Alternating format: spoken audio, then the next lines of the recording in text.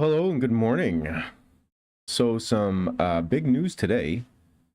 Looks like negotiations with Hamas have finally been fruitful, and we're looking at ceasefires and hostage releases. It's interesting because when we look at the trio here, there's now a little bit of fight between Trump and Biden about who deserves the credit for this recent news. And at the end of this, we do have a exclusive video on the Hamas negotiations with Trump that should put a lot of this to rest, because it's an interesting scenario. When we look at the last 15 months, the Biden team has been negotiating with Hamas. There's been a lot of bilateral communications, and then we also seen a lot of global demonstrations around the world on this. And the interesting thing too is this. So this letter just came out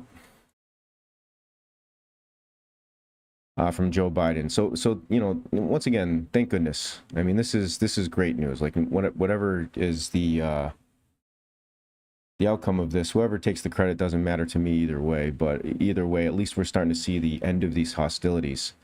So we have this letter here from the Biden team that just came out yesterday, praising themselves for all of the good works that they've done to try to proliferate peace in the Middle East. And on the other side of the equation, we see Trump's threat to Hamas. And so the people that are on the Biden side say that the negotiations it's a nuanced political endeavor, right? So it's more than just threats, whereas the timing of this release seems pretty indicative of the pressure of the upcoming administration. October 7th, 2023 was the date of a terrible and tragic incident. And then when we look at the kind of the proliferation of what's been going on lately, let's take a look at some of the milestones. So we had some retaliatory attacks by Israel immediately after, about a week later.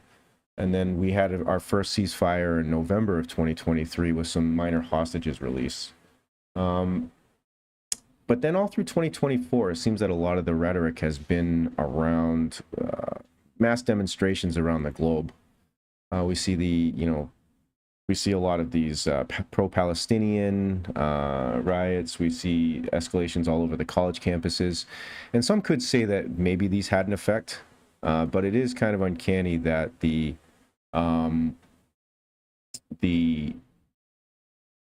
timing of this is 5 days before the incoming administration. But we can kind of put a lot of this to rest, mostly because we do have the exclusive video of the Trump negotiations with Hamas and why they were effective.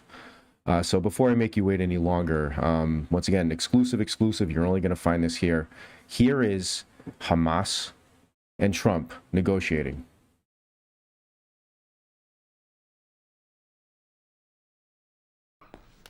This is Les Grossman. Who is this? This is Flaming Dragon! Oh, okay. Flaming Dragon. Fuckface. First, take a big step back and literally fuck your own face!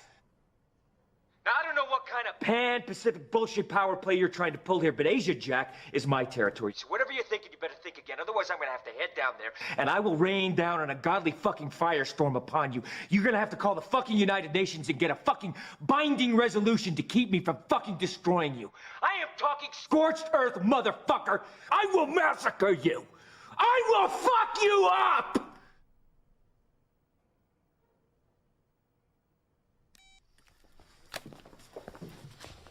Did you find out who that was? Yeah.